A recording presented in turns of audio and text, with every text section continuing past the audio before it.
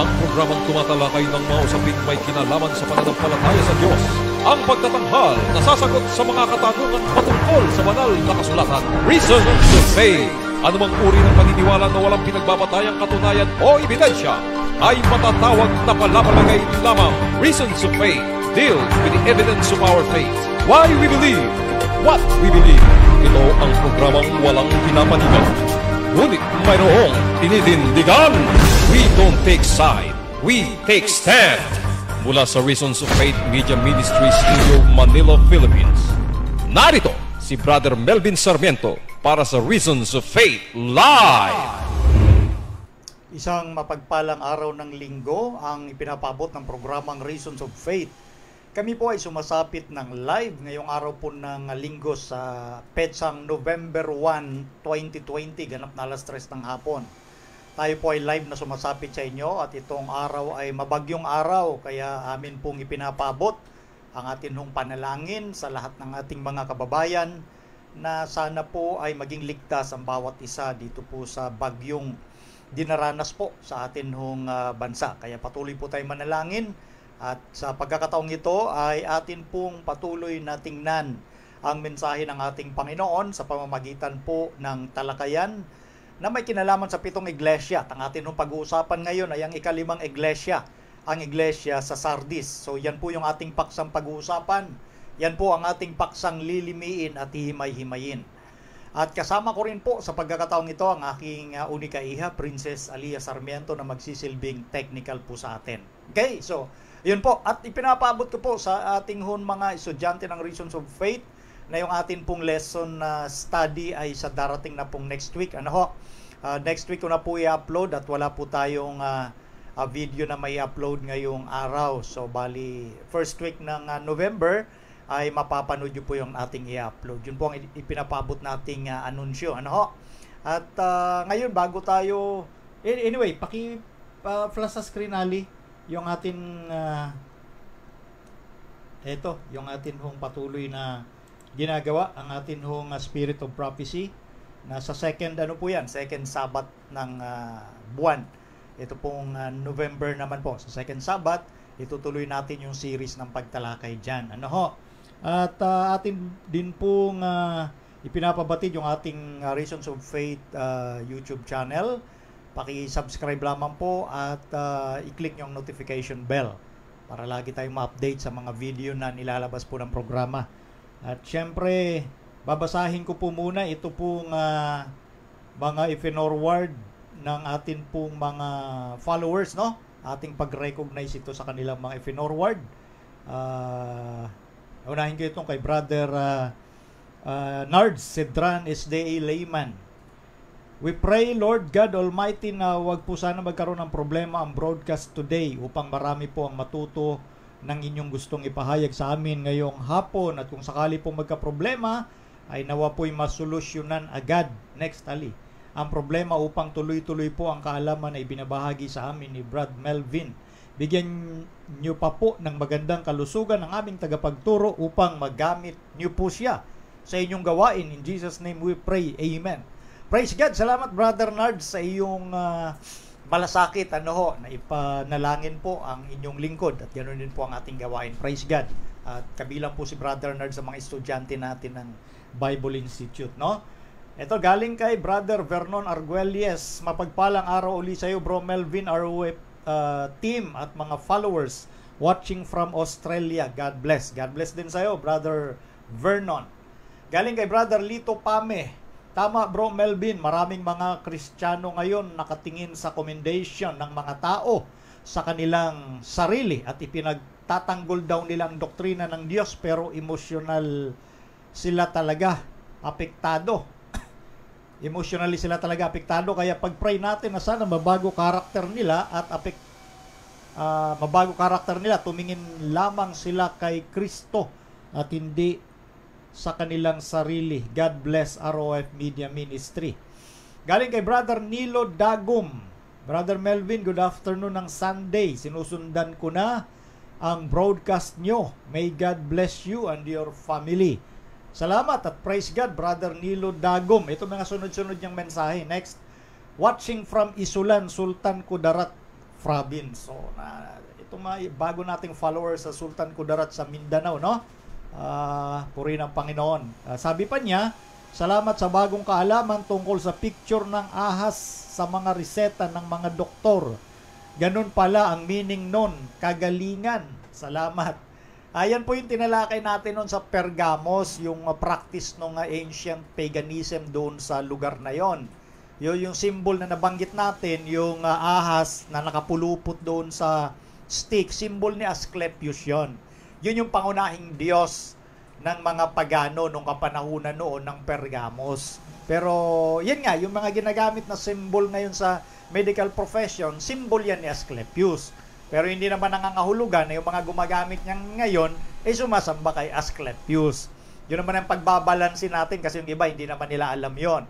So at least pinapalam natin yung mga background ng mga pinag-uusapan natin nung unang kapanahunan. Kasi hanggang ngayon, umaabot talaga yung mga symbol na yan. Okay? Next, galing kay Brother Jaymar Madrigal. Kaya po pala, yun po pala yung nakapulupot na ahas at yun pakpak. Thank you po ulit sa dagdag na kaalaman. Yun namang pakpak, yun yung sa paan ni yung Hermes, yun po yung interpreter ni Zeus, yung primary god ng mga Greek. Yan namang symbol na yan, na lalaki may pakpak sa paa. Yan yung sa drugstore na kilala ngayon, no? Yan yung mga symbol ni Hermes. Siya po yung interpreter, ulitin ko, interpreter, na belief ng mga Grego, na pangunahing Diyos si Zeus at ang interpreter si Hermes, yung may pakpak sa paa. Galing naman kay Tantan Gonzales Lanipa. Yun pala yung ahas nakapulupot sa Asclepius pala yun, God of Healing. Now I know. Mas napansin nila yung mga symbol na yun, ano? Yun. Asclepius po, Asclepius. Galing naman kay Van Dwayne Tumulva. Napakaganda ang mga lesson sa Pergamo. God bless ROF. Praise God, Brother Dwayne.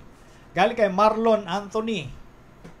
Good afternoon po sa lahat. Thanks po sa program nyo, Brother Melvin. Maraming learnings na naibabahagi kayo sa aming mga viewer. God bless po. Praise God, Brother Marlon. Galing kay Sister Esther Uy.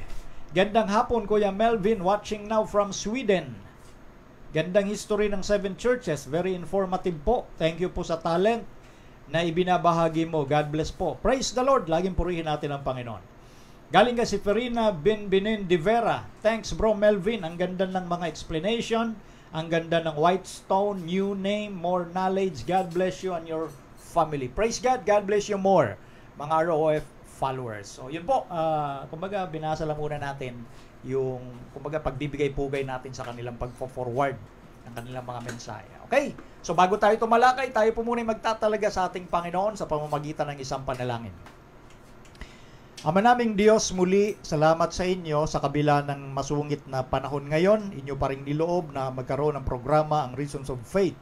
Dalangin namin, O Diyos, na patnubayan kami ng inyong banal na Espiritu upang maging matagumpay ang aming paglalahad ng ikalimang iglesia sa 7 iglesia sa aklat ng Apokalipsis. Ilinisin kami, Ama, sa lahat ng aming karumihan ng kasalanan upang ito hindi maging hadlang sa malayang pagdaloy ng inyong katotohanan. Ito po ang aming dalangin sa pangalan ng Panginoong Hesus. Amen. Okay. So, habang ating pag-aaralan ngayon itong ikalimang iglesia, pwedeng hilingin ko mag-pray pa rin po kayo para po sa una, siyempre sa programa natin na sana hindi maputol at pag lumakas ang hangin, baka magka-problema.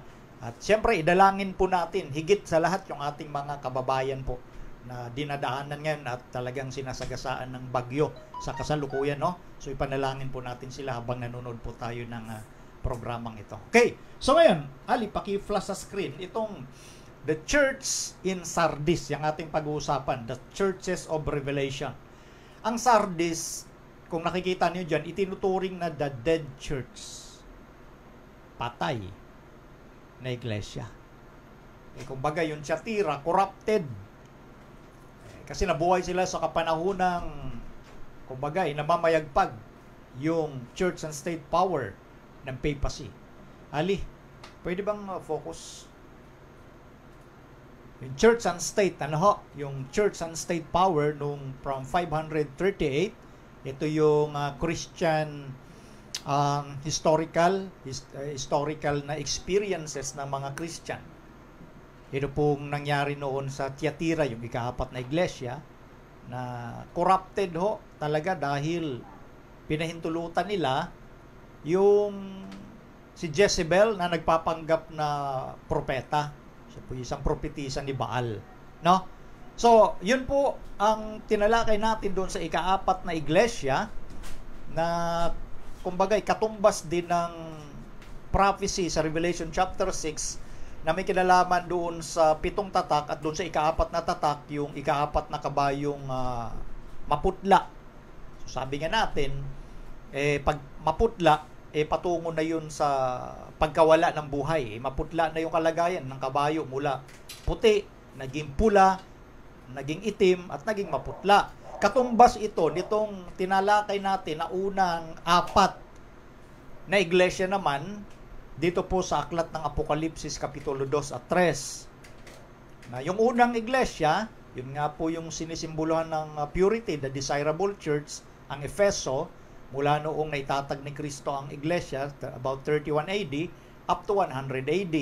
At yung ikalawang iglesia, na Smyrna, kinakatawanan ito ng iglesyang inusig mula noong 100 up to 313 AD.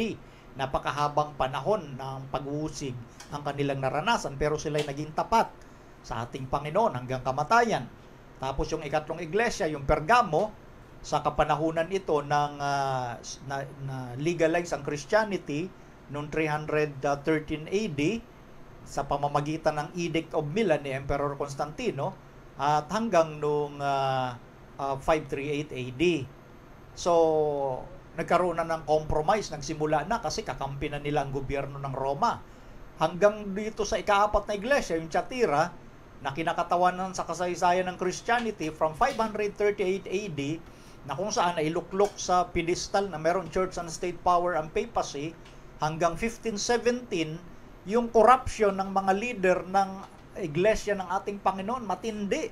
Yun na nga po, pinahintulutan nila yung doktrina ni Jezebel na mamayagpag. Yung symbol na ginamit yun kay Jezebel.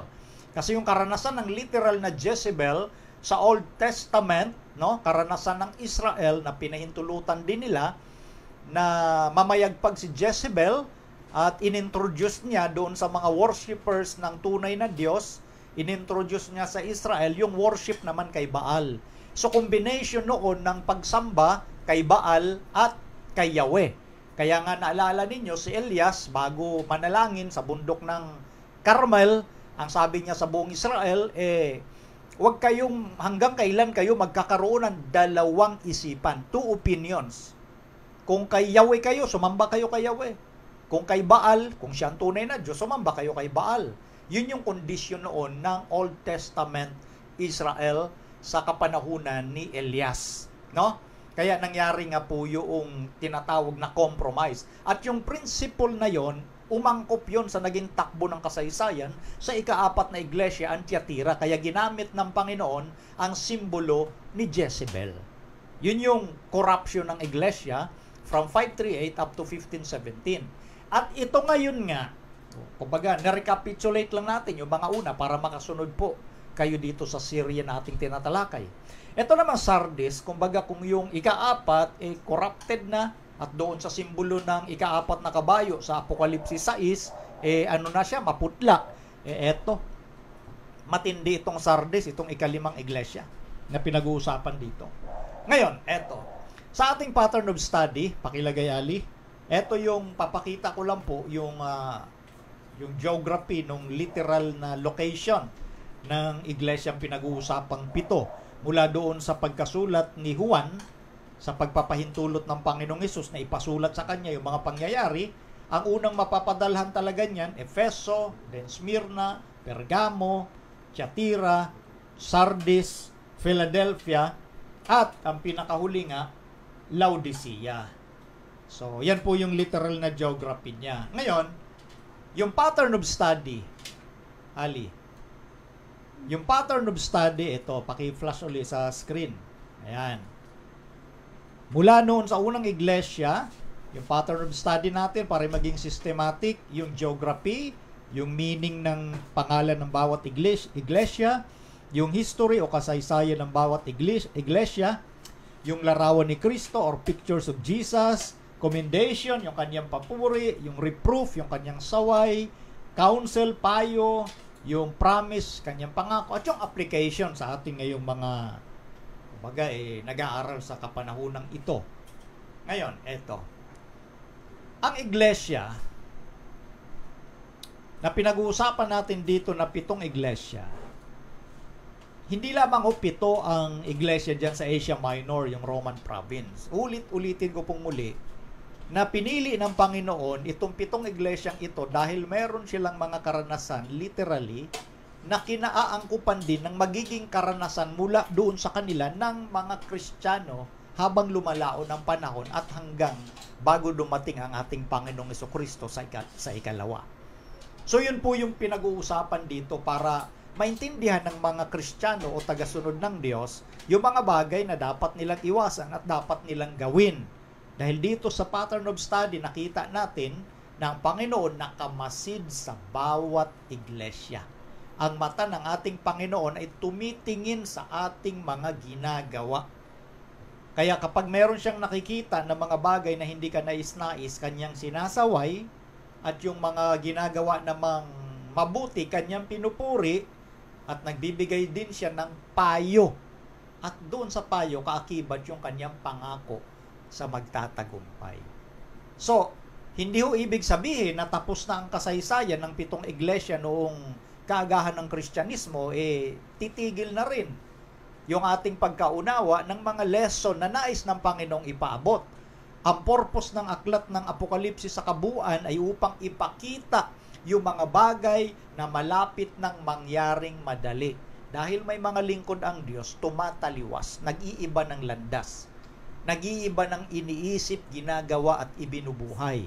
Kaya itong pag-aaral sa 7 iglesia ay angko po sa atin po magiging mga karanasan. Ngayon, sunod-sunod po nating babasahin yung mga talata na may kinalaman dito po sa 5 iglesia, ang Sardis. Dito po sa Kapitulo 3, talatang 1, ang sabi ay ganito: At sa anghel ng iglesia sa Sardis ay isulat mo, ang mga bagay na ito ay sinasabi ng may 7 espiritu ng Diyos at may 7 bituin.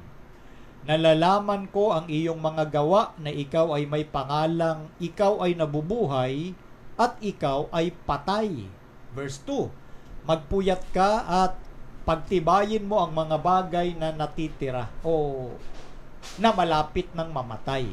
Sapagkat wala akong nasumpungang iyong mga gawang sakdal sa harapan ng aking Diyos. Verse 3, alalahanin mo nga kung paanong iyong tinanggap at narinig at ito'y tuparin mo at magsisi ka. Kaya't kung hindi ka magpupuyat ay paririyan akong gaya ng magnanakaw at hindi mo malalaman kung anong panahon paririyan ako sa iyo. Verse 4, ngunit mayroon kang ilang pangalan sa Sardis na hindi nangagdumi ng kanilang mga damit at sila'y kasama kong magsisilakad na may mga damit na maputi sapagkat sila'y karapat-dapat.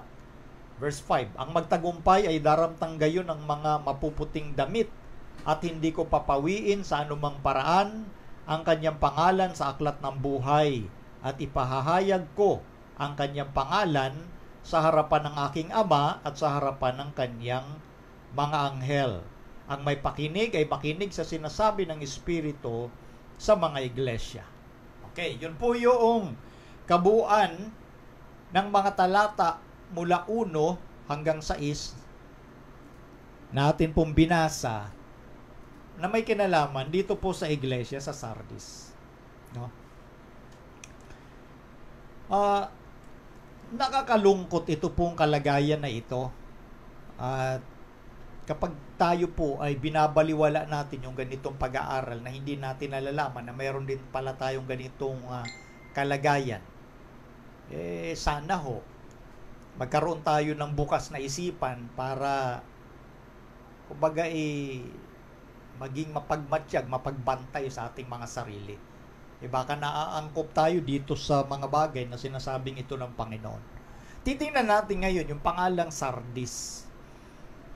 Yung kanyang pakahulugan ito po ay nangangahulugan, ayon dun sa kanyang context na binasa natin, yung nalabi, that which remains. Yan po yung kahulugan ng Sardis, kung paano ang Thyatira ay the corrupted church. Yung nalabi, that which remains. Doon pala sa binasa natin makikita natin doon, ingatan mo yung mga bagay na nariyan sa'yo at kumbaga malapit na ring mamatay, malapit na kumbaga maputol. Kumbaga nga sa kasabihan ng mga Pilipino, isang bulati na lang hindi nakapirma at wala na. O ngayon, yung geography, tingnan natin yung kanyang geography. Basahin natin to. Nearly 50 miles or 80 km east of Smyrna and 3 miles south of the river Hermus lay Sardis, the capital of the Lydian kingdom. So, yan po yung literal na lugar na pinag-uusapan doon na nabanggit. Ngayon, merong mga ruins yan o kagibaan na nakita din ng mga kumbaga archaeologists, no? Pakilagay yung picture na yon. Ayan. Ito po yung hilera ng mga shops along Sardis.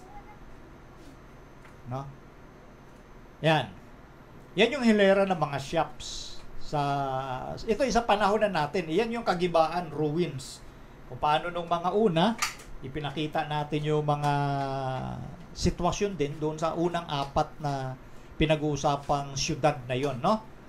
At ngayon, isa pa. Ito pong partially reconstructed gymnasium, sa Sardis din po ito. Ito yung naka-insert dyan sa larawan. Yan dyan yung swimming pool behind the main building. Pakilagay nga, Ali, mukhang hindi naka-insert dyan. Next. Yan. Yan yung naka-insert dyan, yung swimming pool behind the main building. Reconstructed na itong gymnasiums na ito sa Sardis, no? Ngayon, isa pa. Ito yung lumang sinagoga sa Sardis na nagpapakita lamang na meron diyang presensya ng mga Hudyo. Diyan din sa lugar na yan. Yan. So, ancient synagogue yan. Okay? So, next, nandyan din yung kagibaan ng templo na kumbaga nakadedicate kay Diana or Artemis. Parang doon sa Ephesus. 2 of its temple columns are still standing today. Yan, pinapakita na natin yan. Kasi, kumbaga, normal sa kanilang sambahin yung si Diana yung si Artemis, si Venus sa Greece, no? Okay? So, eto yung, kumbaga, kukonti lang yung mga nakita doon na mga ruins ng Sardis. Parang parang Thyatira, kukonti rin. Hindi kagaya ng Ephesus, Smyrna, agamat marami-rami pa rin sila, lalo na yung Pergamo. Yung Pergamo ang pinakamaraming nahukay, maging yung kanilang mga pagsamba dun sa mga high places, no? Doon sa pinaka-acropolis, pinakamataas na dako. So sa Sardis, kukonti rin. Ngayon, kung natapos ang ika-apat na iglesia sa kapanahunang 538 to 1517, yung kanilang karanasan, the corrupted church, na pinahintulutan nila yung mga maling turo, nagkaroon ng kompromiso kasi mula pa sa Pergamo, eksakto po yung mga karanasang yun sa naranasan talaga ng mga Kristiyano.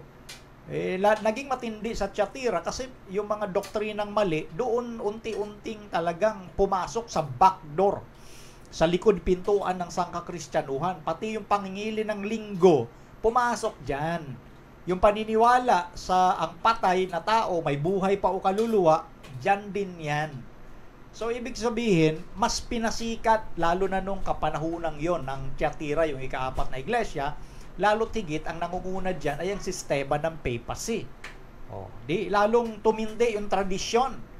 Yung paniniwala na ang kaligtasan ay sa pamamagitan ng gawa, yung pagpapahirap mo sa katawan, para matuwa ang Diyos, mapatawad ka sa kasalanan, pahirapan mo yung katawan mo.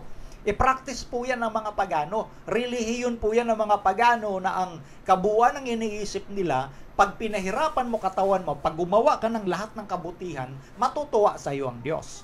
Samantalang sa Christianity, ang doctrine of salvation, you are saved by grace. Niligtas ka ng biyaya ng Diyos.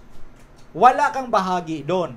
Ngayon kung niligtas ka at sinampalatayanan mo yung kaligtasan mo, Yung paggawa ng mabuti, gagawin sa iyo ng Diyos yun kung magpapasakop ka sa Kanya. Nakatala yun sa Ezekiel chapter 36 mula verse 26 patuloy. No? At yan yung gospel sa Old Testament, sinabi na sabi ng Panginoon, bibigyan kita ng bagong puso, pusong laman. Papalitan ko yung pusong bato mo, ng pusong laman. At bibigyan kita ng bagong espiritu sa loob mo. At palalakarin kita sa aking mga palatuntunan, sa aking mga kautusan. Yun po ang doktrina ng Biblia, taliwas sa doktrina ng mga pagano na maliligtas ka sa pamamagitan ng mabubuting gawa. Sa Christianity, kaya lang, yun nga, deluded na rin yung doktrina ng iba't ibang sekta ng Christianity. Yung iba naman, oh praise God, we are saved by grace through faith, pero hindi na sumusunod sa kautusan.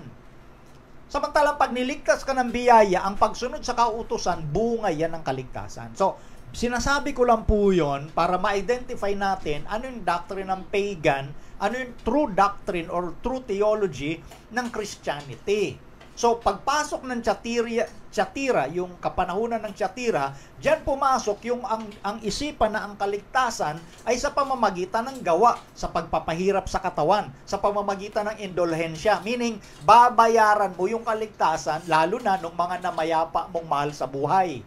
Babayaran mo yung mga pari, ipanalangin nila para mapunta doon sa langit, maalis doon sa hirap, lalo na sa purgatorio. Yan yung pumasok sa kapanahunan ng Thyatira. Kaya natin dumating tayo sa punto na ang tunay na kaligtasan ng Biblia sa biyaya. Wala kang bahagi doon. Ngayon, kung ikaw ay nakipagkasundo sa Diyos sa pamamagitan ng pag-akay sa iyo ng banal na Espiritu, susunod ka sa Diyos, hihilingin mo sa Diyos, palitan ng pusong laman, yung pusong bato mo, gaya ng panalangin ni David sa awit 50, di ba? Create in me a clean heart, O God. Yan po yun pong tunay na gospel. Kaya, sa mga ligtas kay Kristo, yung paggawa ng mabuti, produkto yon, product yon. Hindi ho yun paraan ng kaligtasan, kundi bunga ng kaligtasan. Di ba magkaiba? Sa pagano, na ipinasok nga po sa Thyatirian period, yung corrupted church, maliligtas ka sa pamamagitan ng mga gawang mabuti. Ibig sabihin, yung gawang mabuti, yan ang iyahain mo sa Diyos. Kaya nga ngayon, di ba, ganyan ang isipan ng tao. Kahit ang daming kalokohang ginagawa, marami naman akong binigay, Brad Melvin, sa charity, billion nga . Yes, literal. Millions and billions of money, binibigay ng mga corrupt at mga mayayamang tao. Yung mga corrupt, hindi yung ibig sabihin, pag mayaman, corrupt agad. Hindi. Yung mga mayayamang corrupt, lalo na sa mga politiko, karamihan dyan, corrupt. Nagbibigay sila sa mga charity kahit sila yung mga loko-loko. Pasensya na po dun sa mga salita ko, no? Pero yun talaga ang nangyayari dahil sa isipan nila, they are saved because of their good works. Matatabunan na yung mga mali nilang ginawa. Sa Biblia, hindi ganon. Kapag nakay Kristo ka, yung gawa mong mabuti, resulta yan ng kaligtasan. It is not a means of salvation, but it is the fruit of salvation. Yan yung bunga. Yung gawang mabuti, bunga lang yan ang biyaya ni Kristo sa'yo. Kaya ka nakagawa ng mabuti. Ganun ho yun. Hindi mo motibong gumawa ng mabuti para maligtas. Baliktad, pagan spirit yon. So kaya kinaklarify ko po kasi nga, doon sa ika-4 na iglesia, dapat nating maintindihan, yun yung naging problema na pinahintulutan nila yung doktrina ni Jezebel. Symbol ni Jezebel ginamit doon . Kaya pagpasok natin dito sa ika-5 iglesia, ang ika-5 iglesia itinuturing from 1517 down to 1755, pakilagay Ali. Ito yung tinuturing na kapanahunan ng survival, the age of survival. Bakit? Tama lang . Di ba sabi ni Kristo sa kanila? Ano sabi ni Kristo? Panghawakan yung matibay yung nasa inyo pa na malapit na ring mamatay. Di ba yung ika-4 na iglesia nga, kumbaga ika-4 na iglesia, corrupted na. Katumbas yan ng prophecy doon sa 7 tatak na yung ika-4 na kabayong maputla, malapit na ring mamatay. Ganun yun. Yun yung kalagayan o karanasan ng iglesia ng atin pong Panginoon dahil doon sa ilang mga leader at mga miyembro dyan. Kaya itong ika-5 iglesia ng Sardis, itinuturing na the age of survival. From 1517 down to 1755. 55. Paki-flash, Ali, next slide. Ito yon. Yung number 1, yung unang iglesia, the age of purity. Ayan po yung date. Yung Smyrna, the age of persecution. Literal na mga nangyari yan. Number 3, Pergamum, the age of popularity. Yung Heights, Acropolis. Dahil sa pag-legalize ng Roman sa Christianity, nawala yung kanilang guard. Nakipagkasundo, nakipag-compromise. Number 4, the age of adversity, kahirapan. Kasi hindi lumulutang yung kinang liwanag ng Christianity dahil natabunan ng mga doktrinang paganismo. At itong number 5 natin ngayon, yan yung the age of survival. Makasurvive pa kaya? Eto ngayon, tuloy natin. Ha? Sa history, basahin natin ito. In AD 17, it was badly damaged by an earthquake, but Tiberius assisted in its reconstruction by exempting it from taxes for 5 years and providing it with extra funds. Ito palang lugar sa Sardis, no? Nung AD 17, nakaranas pala ito ng earthquake at talagang matindi yung kanyang pagkawasak. At itong ang emperor na si Tiberius, tinulungan niya ito para i-reconstruct uli yung mga gusaling nasira. Kaya na-absuelto sila sa pagbayad ng tax sa loob ng 5 taon at nagbigay pa ng suporta ang gobyerno ng Roma dito po sa lugar nito ng Sardis. Yan po yung kasaysayan niya. Isa pa, Ali.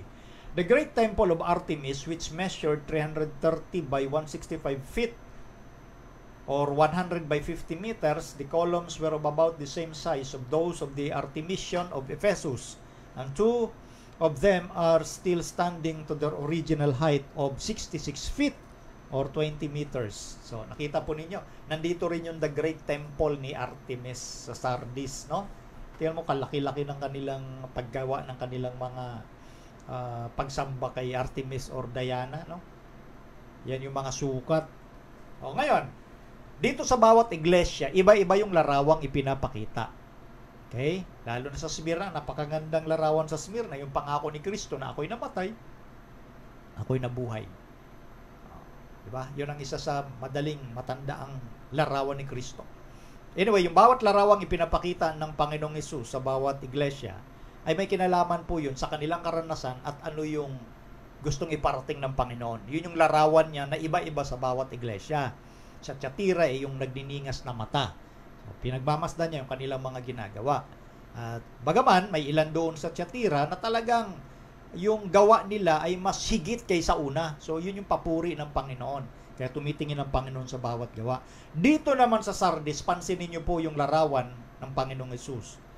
Sabi doon sa Revelation or Apocalypse 3 verse 1, ang mga bagay na ito ay sinasabi ng may 7 espiritu ng Diyos at may 7 bituin. So, yan yung larawan ni Kristo na pinapakita sa Sardis. At pinaliwanag naman na itong binabanggit dito na sinasabi ito na may 7 espiritu ng Diyos, yung complete, ito yung number 7, denote completeness. Ha? Yung espiritu ng Diyos talagang nakamasid sa 7 iglesyang ito. Yung may hawak ding 7 bituin. So, pinagmamasdan niya lahat yung mga gawa, lalo na po rito sa Sardis. Ha? Tandaan natin na sa Revelation chapter 1, itong Panginoong Hesus lumalakad sa gitna ng 7 kandelero sa kanyang 7 iglesia. Kaya nga, pinagmamasdan ng Panginoon yung kanilang mga isinasabuhay at ano yung mga karanasang meron sila, tutugunan ng Panginoong Hesus yun. Depende sa larawang ipinapakita niya. Tutugunan niya yung pangangailangan. So, yun yung purpose kung bakit sa bawat iglesyang ito, pinapakita ang iba't ibang larawan ng ating Panginoon. Na dito sa Sardis, ang mga bagay na ito ay sinasabi ng may 7 espiritu ng Diyos. Yung complete possession, wala kang matatakasan. Itong espiritu ng Panginoon na 7, mga simbolo yan. Na ibig sabihin, sa bawat galaw, gawa, pamumuhay bilang lingkod ng Diyos, nakatingin ang ating Panginoon. Wala kang anumang bagay na maitatago. Okay? So, ngayon, tuloy natin. Kaya ito, yung papuri ng Panginoon, una doon sa Ephesus, Smyrna, Pergam, ito sa Sardis, walang papuri ang Panginoon eh. None. Commendation, None. Wala eh. Kumbaga, ang nakita ng Panginoon hindi magaganda nilang mga ginagawa. Ngayon, ito may reproof. Siyempre, wala nang ang papuri. Natural, may saway dahil sa kanilang hindi magandang ginawa. Pansinin natin, ano yung saway? Nalalaman ko ang iyong mga gawa na ikaw ay may pangalang, ikaw ay nabubuhay at ikaw ay patay. O, di ba? Matindi ito. Ang Sardis, may reputasyon ito na may pangalang nabubuhay, pero siya'y patay. Nakita po ninyo. Lumalabas dito, hypocrisy ito. Dala mo yung pangalan ng Panginoon, pero you are spiritually dead. Kaya matindi nga po talaga. Wala o talagang commendation o papuri ang Panginoon dito sa Sardis. So ngayon, tingnan natin ang ating pong spiritual na kalagayan. Hindi kaya nakakaangkop tayo rito na sinasabi nating tayo'y mananampalataya ni Kristo, pero ang totoo, ikaw ay spiritually dead. May pangalan ka lang buhay, pero ang totoo, patay. Yan ang nakita ng Panginoon dito sa iglesia ng Sardis. At ako po'y nakatitiyak marami ngayon sa mga nagsasabing Kristiyano, may pangalan talagang buhay, pero ang totoo, they are spiritually dead. Ganyan ho. Kaya nga itong mga karanasan sa bawat iglesia, angkop din po ito eh. Hanggang sa panahon bago dumating si Kristo, angkop ito sa mga karanasan ng bawat Kristiyano. Okay. Doon sa petsang na nakita natin, from 1517 to 1755, tingnan niyo po yung history. Ito, mababasa natin sa SDA Bible Commentary, Volume 7, page 756. Hypocrisy characterized this church, which was not what it pretended to be. Professedly, the Reformation churches had discovered what it means to live by faith in Jesus Christ, but for the most part, they eventually lapsed into a state of resembling. Next, in certain ways, that of the organization from which they had withdrawn, their name, Protestant, implied opposition to the abuses of errors and formalism of the Roman Catholic Church, and the name Reformation implied that none of these faults were to be found within the Protestant fold. Ano sinasabi doon? Sa naging kasaysayan, sa kapanahunan na banggit natin from 1517. Di ba nung kapanahunan nga yan yung maalala natin, 16th century Reformation na pinangunahan ni Martin Luther. At although marami pang ibang mga reformador na pare ang nanguna sa Reformation. At maganda at naging matatag yung mga reformador na yon. Ngayon, habang lumalaon ang panahon, from 1517, ang nangyari, sa una, siyempre, matibay, malakas, dahil nandun yung mga founding fathers ng Protestantism, nangyari yung tinatawag na hypocrisy. Yun nga, yung may pangalang buhay, pangalan ni Kristo, pero nasumpungan ng Panginoon na patay. Ali, dandahan, naririnig yan. Okay? So, hypocrisy characterized this church. Nagpapanggap sila o nagsasabi sila na sila'y ganito, pero ang totoo hindi ganon, kundi sila ay nasa kalagayan ng resembling. Pag sinabing state of resembling, nagagaya nila yung prinsipyo ng nilabasan nilang pananampalataya, which is the Roman Catholic Church. O di ba? Hanggang ngayon nga, nangyari yung mga bagay na ito.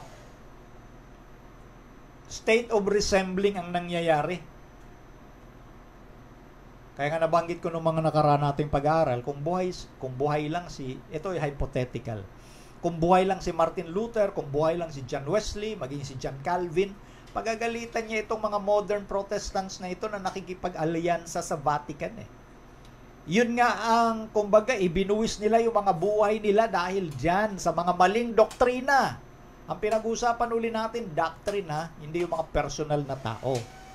Marami hong matitino at mababait na Roman Catholic, saludo po ako sa kanila. Marami po akong kamag-anak, kaibigan, kaopisina, na mga matitino ho. Hindi ho sila ang tinutukoy natin yung mga tao, kundi yung doktrina. Yun po ang pinag-uusapan natin dito. Okay? Ako po kasi naniniwala na maraming mga tao hindi pa dumarating doon sa tamang pag-unawa ng doktrina at never po namin silang hinahatulan. Okay? Lagi ko pong sinasabi yan para maging malinaw. Huwag masaktan ang damdamin ng ating mga matitino at mababait talaga at relihiyosong mga Roman Catholics. Yun po ang pinapabot ko po sa inyo.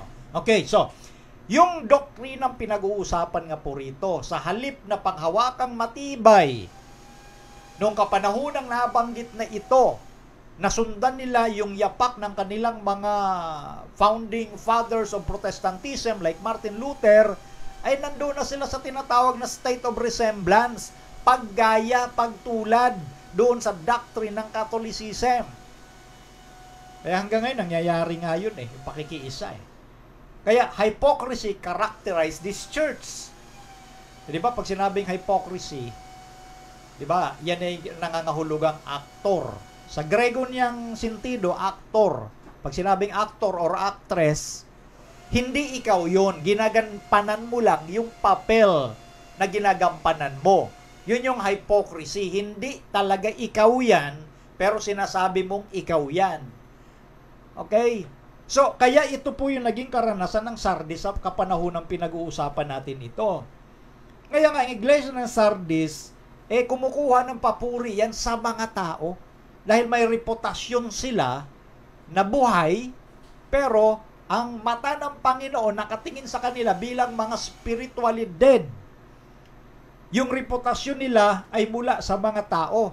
Bagamat ang Sardis, di natin napakinggan dyan, na meron silang pinahintulutang doktrina ni Balaam, ng Nicolaitans o ni Jezebel. Walang ganon. Kaya nga sila'y maganda yung reputasyon sa harap ng mga tao Pero iba yung pananaw sa kanila ng Diyos. Iba yung tingin sa kanila ng Diyos. Buhay sila sa pagpinag-usapan ng reputasyon, pero ang katotohanan, sila'y patay. Kaya nga sinasabi doon sa mga talatang ating nabasa na dapat silang magising, mapagmatsyag. Dahil bago mahuli ang lahat. Sa makatuwid, ang Sardis ay mas malalang kalagayan ng mga Kristiyano kaysa sa Thyatira. Diba? Corrupted yung Thyatira. Ito mas malala pa Ito yung sinasabi sa 2 Timoteo 3 na kumbaga, nandyan yung aura ng kabanalan, anyo ng kabanalan, pero walang kapangyarihan. Ayun po yon. So, ang Panginoon, tandaan natin, siya po ang nakatingin sa bawat ginagawa natin. Maaaring may kapurihan ka sa tao, bilib na bilib sa iyo ang tao. Maaaring iba-iba yung papuri na tinatanggap mo dahil active naman Pero ang totoo, sa buhay mo, sa espiritu mo, ikay patay. Ganon ang Panginoon tumingin. Hindi yan tumitingin gaya ng ating pagtingin. Kaya kayo po, mga kapatid, mga kaibigan, huwag kayong basta-basta hahanga sa tao. Marami mga tao ngayon, actors, actress, yan ang sinasabi dito, hypocrite. Iba ho, pag inyong napapanood lang, pag nangangaral sa harap ng o sa harap ng television, napapakinggan nyo halimbawa sa radyo, huwag ko kayo basta ahanga. Titingnan nyo po yung espiritu. Yung sinasabi po, kung yan ay nagbibigay ng pagbabago sa puso ng tao. Kasi paano ka makapagsalita na mabago ang tao kung ikaw mismo hindi talaga nabago? Iba yung espiritu mo Di ba? So ganito po ang sitwasyon at karanasan ng mga Kristiyano sa Thyatira.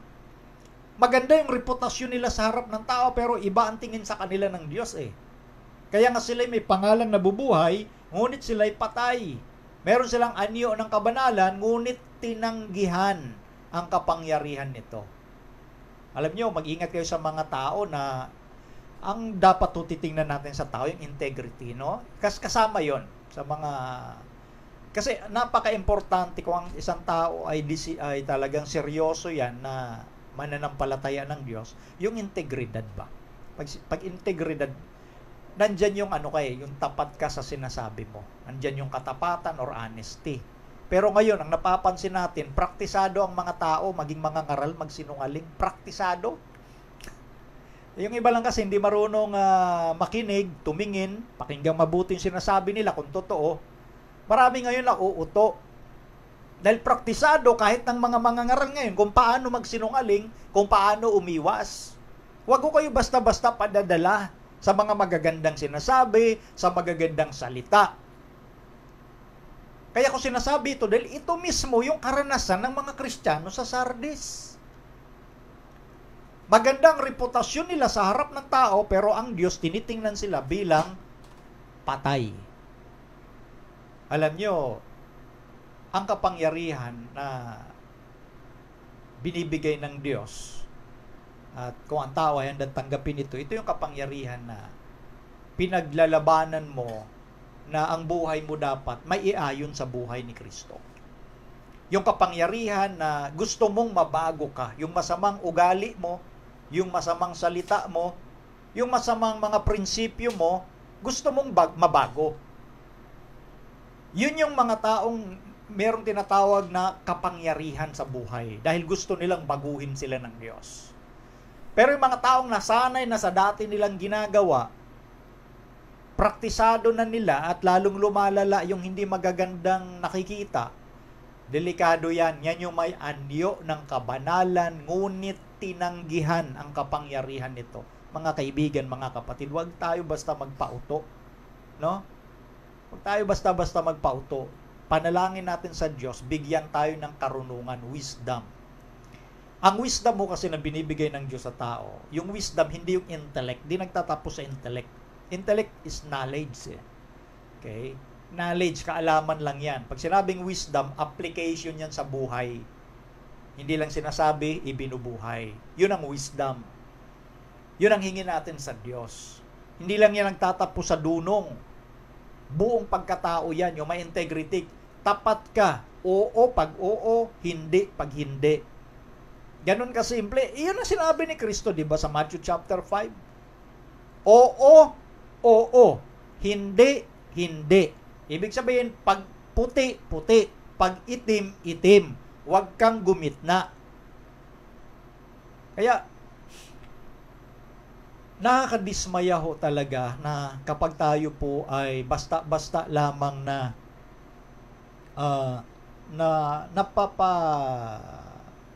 napapasunod dahil doon sa panlabas na nakikita natin. Yun ho ang magdadala sa atin sa kapahamakan. Pag tayo bulag, akayin tayo ng kapwa bulag, madadala tayo sa hukay. Ito po yung karanasan ng mga taga-Sardis. Maganda yung reputasyon nila sa tao. Kaya nga may pangalang buhay eh. Di ba? Pero ang totoo, corrupted sa loob. Kaya, yun ang sabi ng Panginoon. Eto, basahin ko po yung counsel. Pakilagay, Apokalipsis 3:2. Ito na yung counsel. Pansinin nyo po, Apokalipsis 3:2. Magpuyat ka at pagtibayin mo ang mga bagay na natitira na malapit ng mamatay, sapagkat wala akong nasumpungang iyong mga gawang sakdal sa harapan ng aking Diyos. Ano ang counsel o payo sa ganong kalagayan? Magpuyat. No? Magpuyat. And then, pagtibayin yung mga bagay na natitira na malapit na ring mamatay. Wow. Ito ho, dapat matakot tayo. Bakit tayo merong ganito? Kaya nga, madalas sinasabi sa Biblia, lalo na ni Apostol Pablo, siyasatin ninyo ang inyong mga sarili kung kayo'y na kay Kristo pa. 2 Corinthians 13:5. Lagi tayong magsiyasat ng sarili, hindi yung ang tingin natin sa ating sarili, okay naman ako eh. Di ba? Yun yung mga taong hindi mo pwedeng payuhan. Lagi nilang sinasabi na hindi, alam ko to, alam mo ginagawa ko. Yun yung mga taong believe sa sarili. Yung hindi nagsisiyasat, kaya nga sabi ng Panginoon, dito sa mga magagandang reputasyon sa Sardis, pagtibayin mo. Ha? Yung alin? Yung mga bagay na natitira na malapit na ring mamatay. Alam nyo, pag ang Diyos ang nagsalita, kasi nga ang Diyos, nasisiyasat niya buong pagkatao natin eh. Kaya hindi yung pwedeng Makinig lang tayo sa sinasabi ng iba na, hindi, okay itong si kapatid, okay yan, maayos yan. Hindi eh. Ang Diyos ang nakakita sa kanya eh. Kaya tayo naman sa ating mga sarili, ganun ang gawin natin. Panginoon, meron ba akong baga, kailangan pang mabago sa buhay ko, kailangan pang baguhin sa sarili ko, tulungan mo ako, Panginoon. Di ba ganun ang dasal dapat? Hindi yung okay ako. Minsan yung mga tao, pag pinapayuhan mo, talagang, kahit Kristiyano at kahit Seventh-day Adventist pa, pag pinayuhan mo, hindi talaga eh. Kaya ako personally, pag ako'y hininga ng payo, magpapayo ako. Pero pag hindi naman ako hininga ng payo, hindi ako magpapayo. Kasi madalas kong karanasan, pagka nag-attempt akong magpayo, black. Kasi matitindi eh. Kaya ito, sapagkat wala akong nasumpungang iyong mga gawang sakdal sa harapan ng aking Diyos. Yung mga tao, ang turing sa mga Kristiyano sa Sardis, mataas ang reputasyon. Pero ang Diyos, wala siyang nakitang alin gawang sakdal. Kasi iba ho talaga tumingin ang Diyos. Kaya napakagandang paalala po itong karanasan ng mga iglesia sa Sardis sa ating lahat. Sa ating lahat. Na tayo'y magsiyasat ng ating mga sarili, na tayo'y magpuyat. Sinabi magpuyat dyan, hindi nangangulugang, hindi ka matutulog physically. Mali yun. Ang pagpupuyat na pinag-usapan dito, paki-flash nga sa screen, Ali. Sa ibang salin, watchful. Ito yung sa salitang Gregong Gregorio. Yan yung nasaling magpuyat o watchful. Ibig sabihin, to watch, to refrain, not refrain from sleep, literally. It was transferred in meaning from the physical to the moral religious sphere. It denotes attention. Yan po yung sinasabing magpuyat. Di ba? Hindi nangangahulugan, huwag kang matulog. Kaya sabi doon, it transferred in meaning from physical to the moral religious sphere. Nangangahulugang atensyon. Magbigay ka ng atensyon sa paraan ng pamumuhay mo. Huwag kang kampante. Yun ang sinasabi, madalas naman yan sa mga sulat ng mga author ng Biblia. Yung magpuyat. Di ba? Bigyan natin ng attention yung ating pamumuhay ngayon. Kumaga, mag-soul searching tayo sa ibang salita. Ganun. Sa Biblia, sabi ni Pablo nga, na nabanggit ko na kanina, siya sa atin. Di ba? Search yourself. Mamaya, tayo lang pala. At yung ibang nagsasabi na, ay, napakabuting tao nito, Kristiyano talaga. Pero ang totoo, hindi ganon ang pagtingin ng Diyos. Ano ho ba yung mas gusto nating ma-achieve na paningin? Yung paningin ba ng ating kapwa makasalanan o yung Diyos mismo na walang sala na siyang tumitingin sa atin? Ba't tayo masyadong concerned sa sasabihin ng iba? Dapat maging concerned tayo sa sasabihin ng Diyos. Di ba? Nadali ko na naman yung puntong yan. Kasi kapag tayo laging concerned sa ating reputasyon, naturalmente, ang atin lang concern dyan kung ano yung sasabihin ng kapwa-tao natin. Ba't hindi tayo mas higit na magbigay ng kung anong sasabihin sa atin ng Diyos? Di ba mas higit na kaayusan yun dahil ang kaluluwa ang pinag-uusapan natin dito, yung kaligtasan ng ating kaluluwa. Dahil ang tao po, na ang concern niya ay kung paano siya tingnan ng Diyos, wala kang pakialam kung anong sasabihin sa iyo ng iba. Wala kang pakialam kung ano-anong masasamang sinasabi sa iyo ng iba dahil alam mo sa sarili mo na hindi ka ganun dahil may Diyos ka na nakakakita sa bawat gawa mo. Hindi ba ganun yon? Kaya nga pag ikay lagi concern sa bawat sinasabi ng iba, mabuti man o masama, ay hindi ang Diyos ang nangunguna sa iyo. Hindi ang Diyos ang number one mo. Kaya sabi ko, wala akong pakialam kung ano mang pintas ng iba sa mga ginagawa ko o ginagawa mo, as long as alam mo na yung ginagawa mo ayon sa gusto ng Diyos. Peaceful ka dyan, payapa ka dyan. Tingnan lagi natin si Kristo kung paano siya makitungo sa mga umaakusa sa Kanya. Di ba? Awang-awa pa nga siya eh. Tandaan natin, sa dulo ng panahon, ayun ay malapit na, Diyos ang hahatol sa ating lahat. Yung mga taong laging inaakusahan na wala namang ginagawa, tahimik lang mo talaga sila. Alam nila na merong Diyos na magiganti para sa kanila at sila yung naaawa in the first place sa mga humahatol sa kanila eh. Kaya sabi ko nga sa inyo, personally, sa mga taong nagsasalita behind my back, wala akong pakialam doon. Ganun ako dyan. Kaya sinasabi natin, magpakatotoo tayo sa harap ng Diyos. Hindi natin Siyempre, pag nagpakatotoo ka sa harap ng Diyos, yung buhay mo sa harap ng tao, natural yun.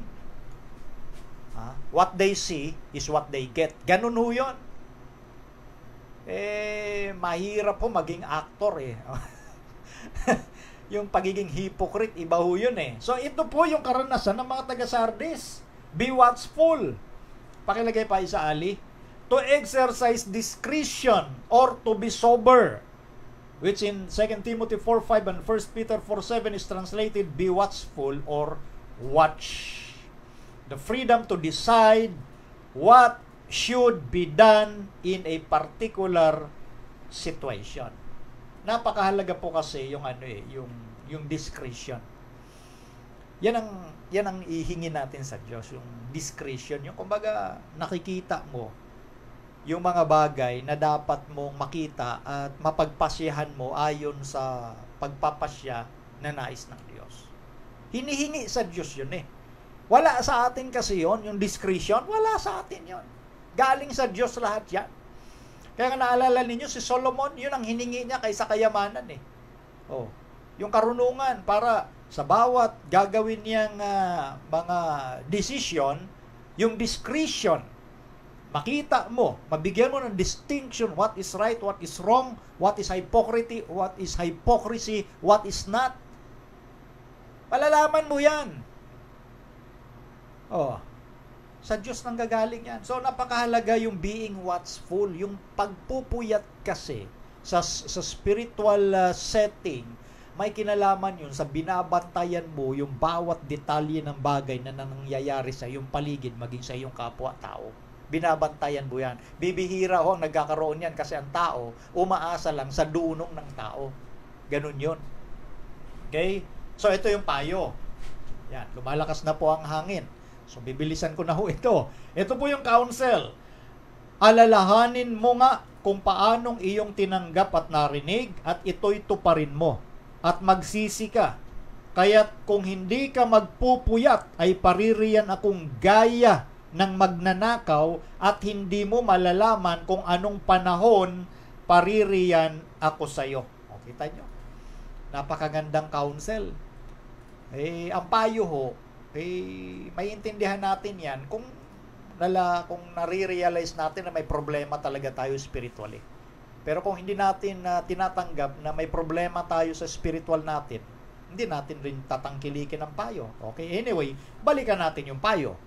Ang sinasabi ng Panginoon, alalahanin natin kung paano nating tinanggap at narinig. Di ba sa pasimula ng atin hong pananampalataya, di ba halos lahat ganyan ang sinasabi, napakainit ho talaga. Napakaalam. Nandyan yung tipong, lalo na sa panahon ng bautismo, mangiyak-ngiyak pa yung iba. Di ba? Maalam, mainit eh.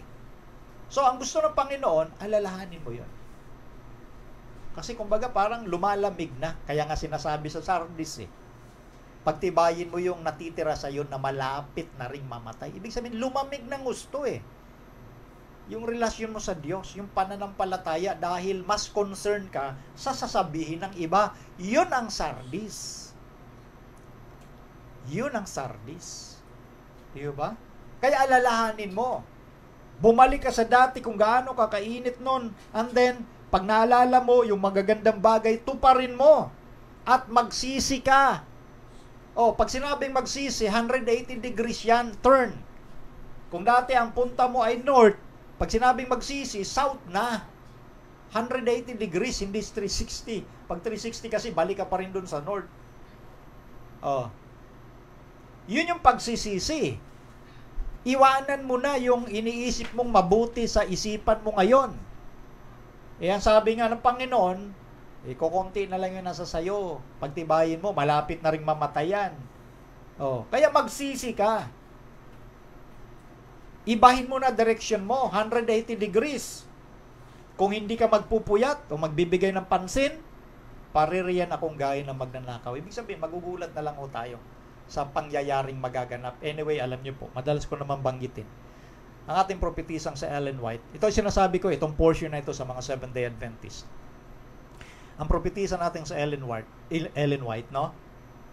Ang dami niya mga ginamit na mga salitang kumbaga, sa mga nagbibigay ng attention sa spiritual na bagay, nakakabahala ito sa karamihan. Bakit? Kasi ang pangyayari sa katapusan ng ating sanglibutan, sinasabi niya, sudden and swift. Suddenly, swiftly. Biglaan at mabilis. Pansin niyo po yung pananalitang yun. Suddenly, swiftly. Yung isa naman ay overwhelming surprise. Hindi lang basta sorpresa, overwhelming. Matatabunan ka ng sorpresa. Ibig sabihin, sobrang pagkabigla. Bakit? Nangyari na. Yung isa pa, blinding force. Nakakabulag na puwersa. Patungkol yun sa biglang pangyayari. So ito yun po yung matagal nang sinasabi kasi ng Biblia. Pag tayo po'y pabanjing-banjing, ibig sabihin, hindi nagbibigay atensyon, hindi nagiging watchful o nagpupuyat sa ating pananampalataya, darating ang mga pangyayaring ito. Itong katapusan ng sanglibutan na ikaw ay ma-overwhelm. Overwhelming surprise nga, sabi ni Ellen White. Dahil it will come suddenly, swiftly, with blinding force. Kaya pag hindi natin nakikita yung mga bagay na nagaganap ngayon at tayo'y tiwala pa rin sa ating sarili dahil active naman ako, yan ang problema minsan sa atin eh. Active ka sa tingin mo, sa tingin ng kapwa mo, pero anong tingin sa'yo ng Diyos? Ang kaligtasan no, hindi ho dahil sa atin eh. Dahil kay Kristo yon. So huwag kang magtiwala na, eto, ang sipag-sipag ko nga sa gawain eh. Pero ang dami mo namang kaaway. Yan ang iwasan nun ninyo, yung makipag-away.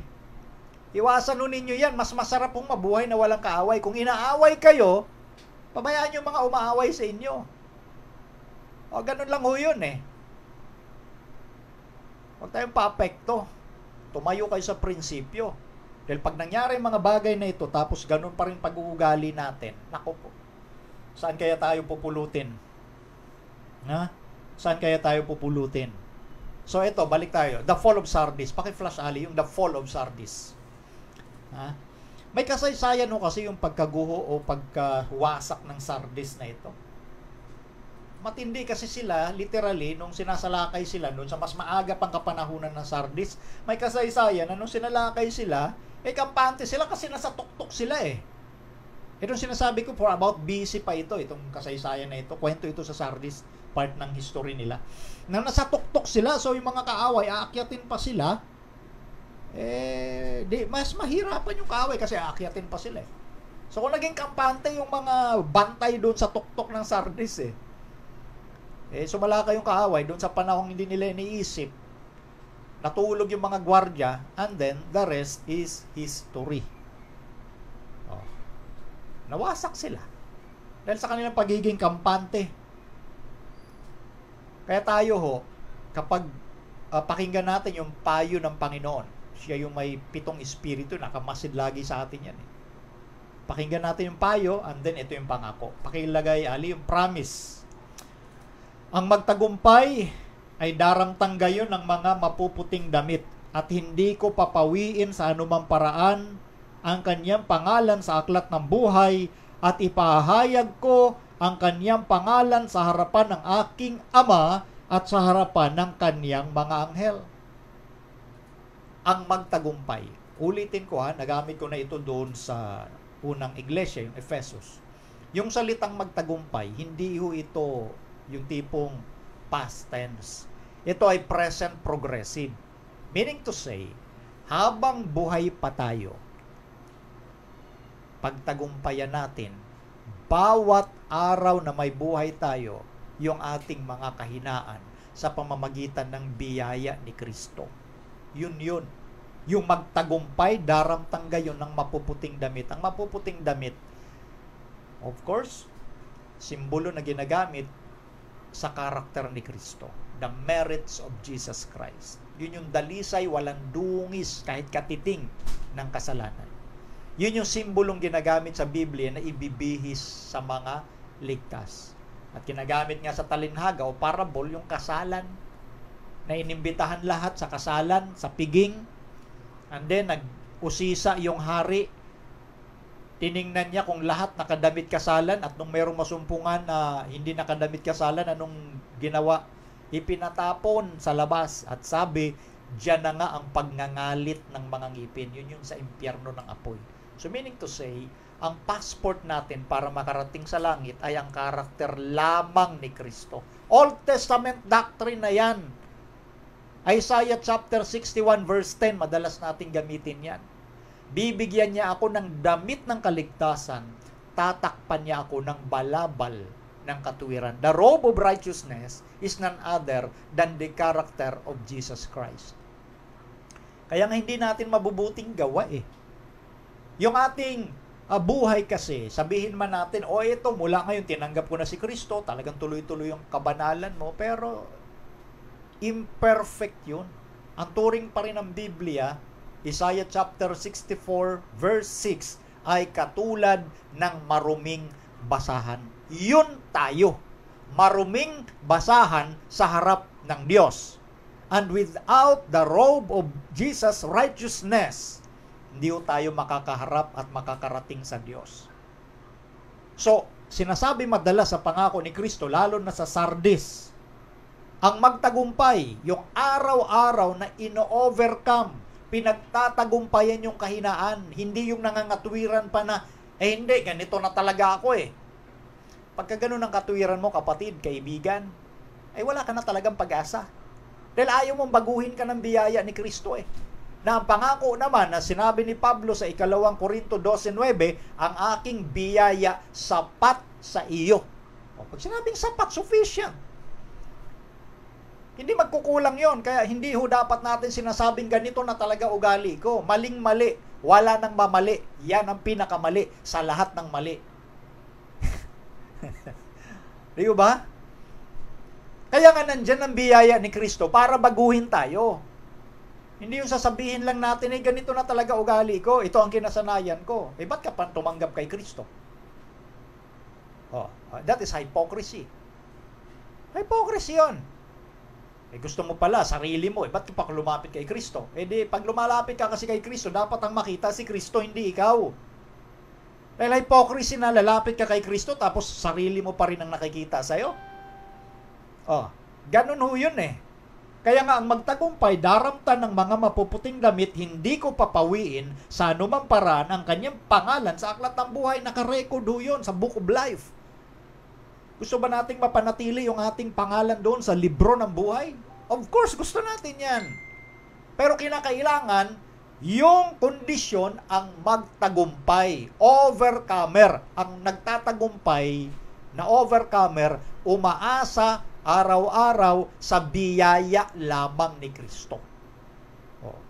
Hindi naman tayo magtatagumpay kung wala yung biyaya ni Kristo eh. Kaya yun ang sinasabi niya sa bawat araw. Kaya bawat araw, andyan ang pangako ng Diyos, bibigyan kita sa bawat araw ng aking biyaya. Bago yan tuwing umaga. Yan ang sinasabi doon. Di ba?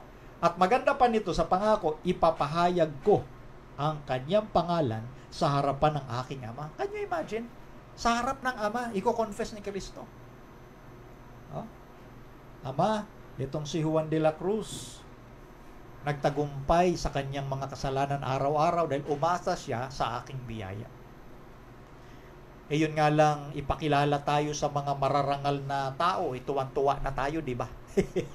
Yung mga kilalang tao sa lipunan, ito si si Brother Melvin, ito yung ating ganito, ganyan, di ba? Maganda sa pakiramdam. Ano pa kaya kung yung hari ng mga hari at Panginoon ng mga Panginoon magpakilala sa iyo sa harapan ng kanyang Ama at sa harapan ng kanyang mga anghel? Ano kayang sarap sa pakiramdam? Kaya nga ito'y kasama sa pangako eh. Bagamat hindi karapat-dapat itong mga Kristiyano sa Sardis dahil wala akong nasumpungang mga sakdal na gawa sa harap mo eh. Di ba? Walang nasumpungang magagandang gawa. Kaya nga sabi, pagtibayin mo yung natitira sa'yo na malapit na ring mamatay.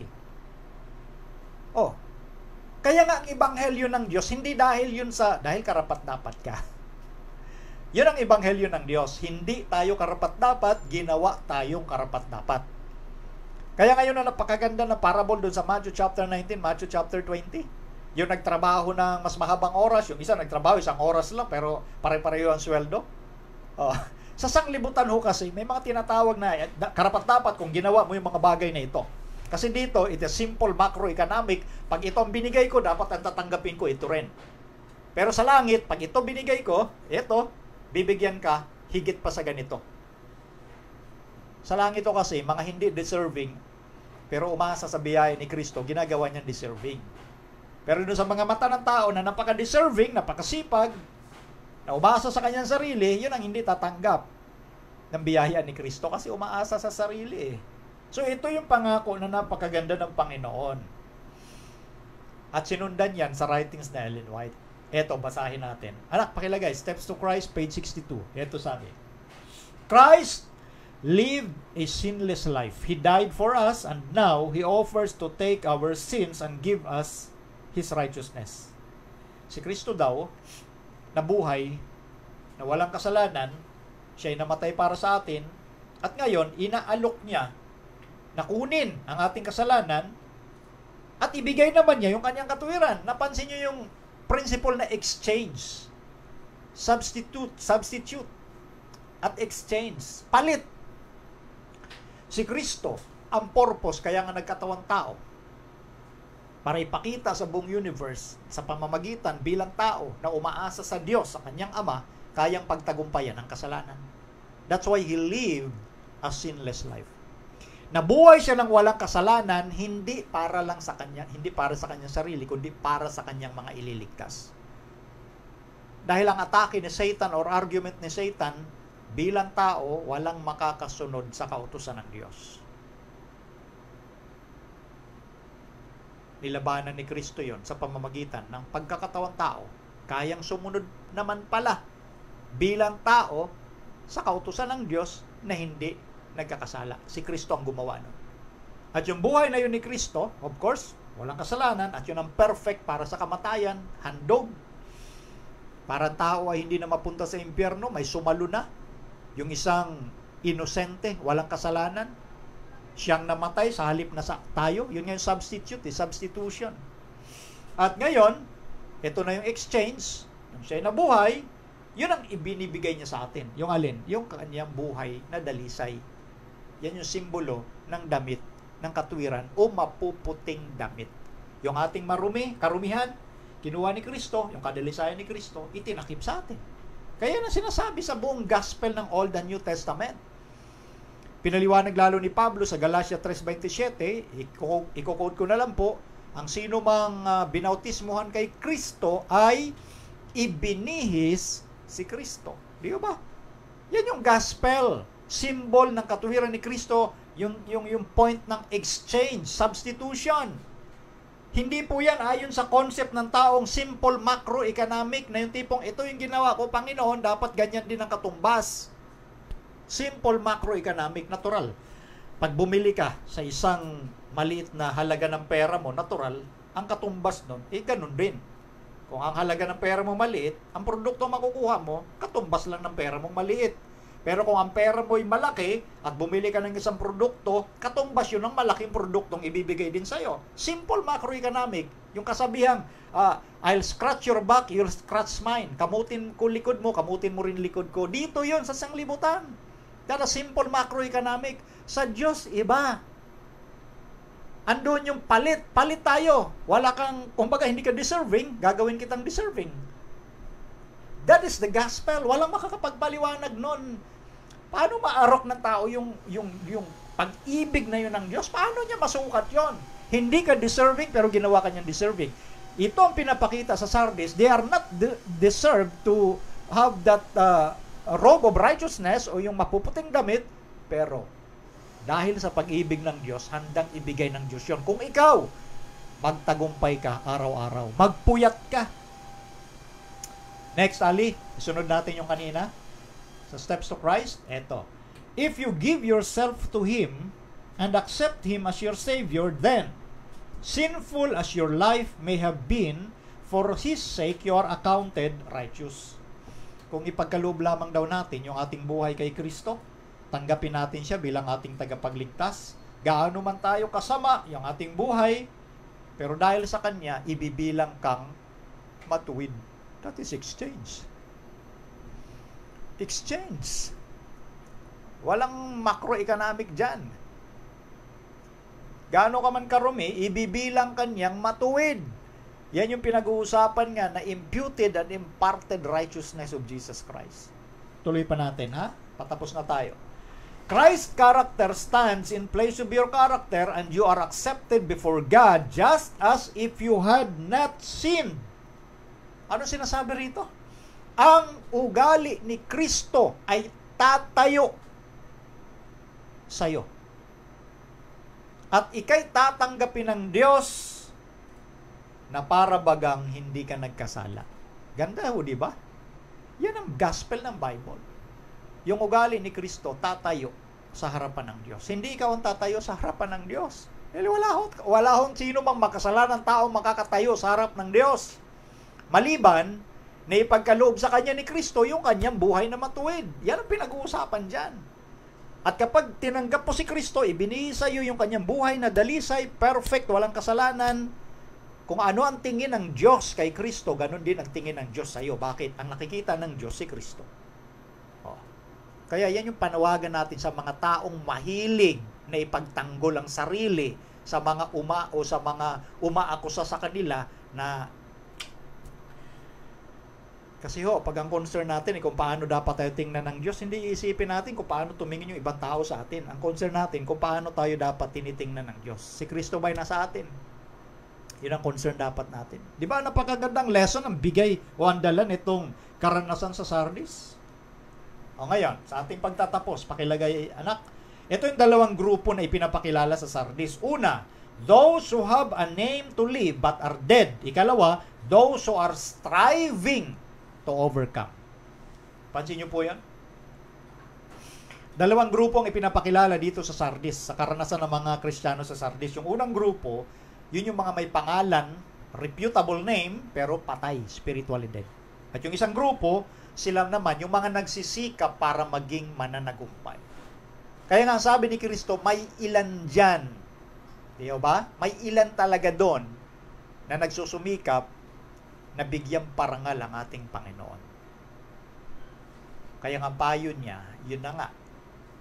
Magpuyat kayo, pagtibayin mo yung naririyan dahil malapit na rin mamatay. Ito yung karanasan noon, from 1517 to 1755. Alam niyo po ba, ang dulo ng yung 1755, bahagi po yan noong sinasabi naman sa ika-6 na tatak patungkol sa nangyari noon sa Lisbon, yung tinatawag na The Great Lisbon Earthquake, naganap noong November 1755. Yan din ang pinakadulo ng ika-5 iglesia dito po sa ipinapakita sa Revelation chapter 3. So sana ho, nakinabang po tayo rito sa mensahe na dala po sa atin at mga karanasang ito sa Smyrna, sa Sardis.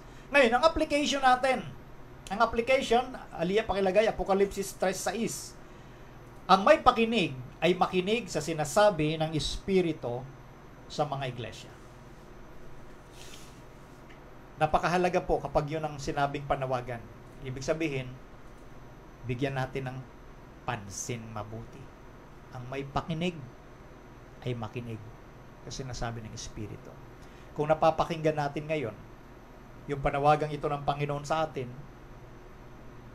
panghawakan nating matibay yung nasa atin, siyasatin natin ang ating mga sarili, at kilalanin natin na may Diyos na nakatingin sa bawat bahagi ng ating pamumuhay bilang nag-aangking mga alagad ni Kristo. Harinawa, ang paksang ito po ay nagbigay po sa atin ng isipan kung paano siyasating mabuti yung ating mga sarili. Baka maitulad tayo doon sa karanasan ng isang grupo sa Sardis na ang kanilang pinagtutuon ng pansin ay yung reputasyon at paningin sa kanila ng kanilang kapwa-tao sa halip na magsumikap na maging mananagumpay sa ating mga kahinaan. So ito po ang ating paksa at sa darating po na next weekend, tatapusin na natin yung ika-6 at yung ika-7 paksa sa 7 iglesia. Okay, tayo po ngayon ay sama-samang manalangin. Ama naming Diyos, maraming salamat po at niloob ninyo sa oras at araw na ito na amin pong mapag-aralan ang may kinalaman sa ika-5 iglesia sa 7 iglesia ng Apokalipsis. Dalangin namin ang mga nakinig at nanood ay makinabang at patuloy na mabuhay na may pagtatagumpay ang bawat isa. At tulungan ang aming mga kababayan ngayon na hinahagupit na ng bagyo, maging ang aming dako dito sa NCR ay inyong iligtas ang bawat isa at manatiling payapa sa kabila ng bagyo na aming nararanasan. Maraming salamat o Diyos sa malasakit na inyong ipinagkakaloob, alang-alang na lahat sa pangalan ng Panginoong Yesus. Amen. Ang programang Reasons of Faith ay pansamantalang nagpapaalam.